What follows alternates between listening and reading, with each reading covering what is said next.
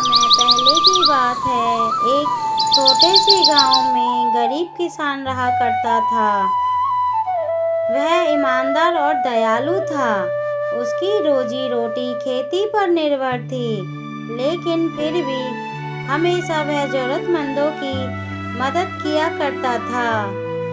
किसान अपने खेत में काम कर कर घर की ओर आ ही रहा होता है कि रास्ते में उसे पेड़ों के पास एक मोर दिखाई पड़ता है।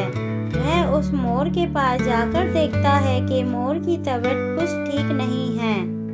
किसान उस मोर को अपने घर ले आता है ताकि उसकी अच्छे से देखभाल कर सके। किसान मोर की बहुत अच्छे से देखभाल करता है और थोड़े दिन में मोर बिल्कुल स्वस्थ हो जाता है।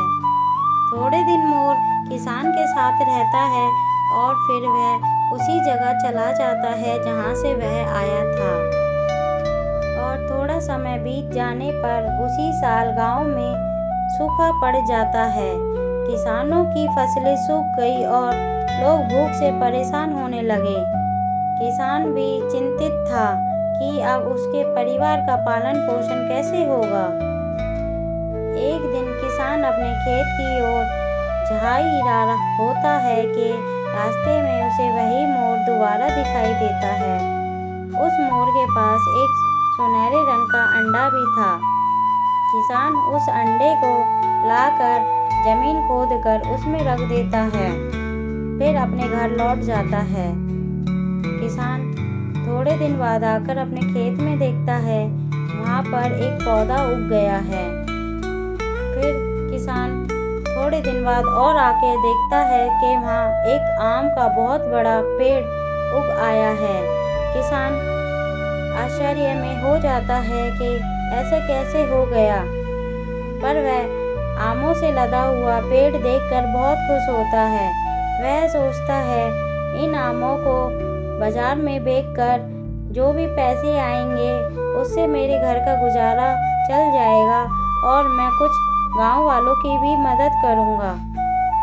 ऐसा सोचकर किसान आमों को लेकर बाजार में बेचने के लिए जाता है और जो भी पैसे आते हैं थोड़ा अपने घर के लिए और थोड़ा गांव वालों की मदद करता है। किसान ने ऐसा कर कर ना कि अपने परिवार की भूख मिटाई बल्कि गांव वालों की भी मदद की। किसान नेकी और दया उसका जीवन बदल दिया और गांव में उसका आदर और बढ़ गया। हमेशा दूसरों की मदद करो, नेकी कभी बेकार नहीं जाती। जो दूसरों का भला करता है उसका भला खुद भगवान करते हैं। हमें अच्छे कर्मों का फल अवश्य मिलता है।